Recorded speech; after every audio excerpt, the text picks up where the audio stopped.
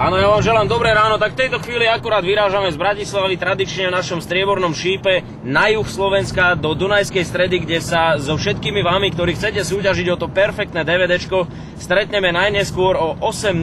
Dovtedy stíneme ešte jedno prenasledovanie, dáme voľno dnes bratislavským vodičom, no a zaangažujeme trošku tých južanských, takže počítam o takých 15 minút by sme mohli dať aj prvého adepta. Mám tu už krásnu poukážku na perfektné oblečenie, takže aj toto sa oplatí využiť. Musíte len byť v správnom čase na správnom mieste, ale hlavné je, aby ste o tej 8 boli pri bombóne. Dobré ránko želám aj ja, tak v tejto chvíli už skutočne sa blížime jednak k Dunajskej Strede, kde máme o 8 stretávku so všetkými, ktorí chcú vyhrať krásne DVDčko, ale teraz sa venujeme aj téme, o ktorú ide v tejto minúte a sekunde, pretože sledujem auto.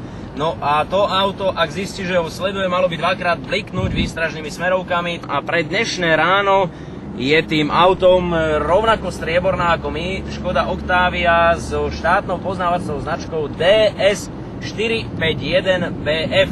Komu je to známy otec, alebo brat, alebo syn, to je jedno, zavolajte, dajte vedieť, nech nám blikne a má od nás pekné veci.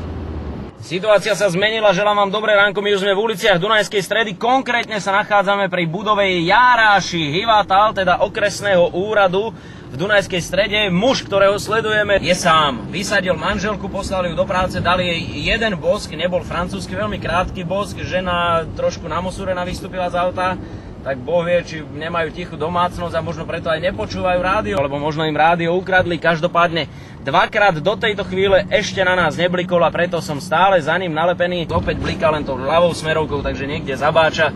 Úplne nás už dezorientuje, alebo nám robí takú okružnú jazdu, ale ani nás neregistruje, že sme za ním, takže zdá sa, že má úplne iné starosti. Ja stále ale verím, že sa nám podarí nejako dospieť k tomu úspešnému koncu.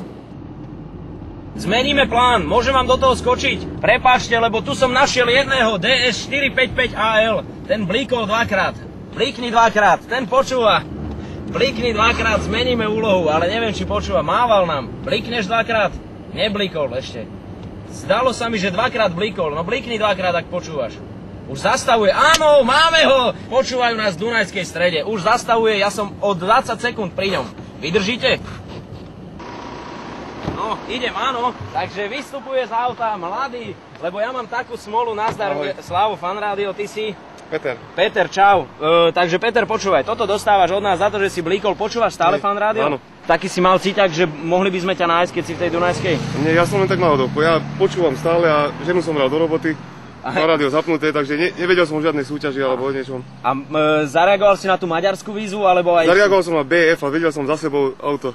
Dobre, no a teraz pozri sa, toto dostávaš od nás, takže 1000 korunová poukážka, aj tak si dobre oblečený, ale zíde sa ti to na nákup oblečenia v predajni na Dunajskej ulici v Bratislave, je to asfalt, super. Dobre, takže to tam nájdeš všetko, toto ti odovzdávam. A akú pesničku by sme ti zahrali, aby sme ti spríjemnili ránko?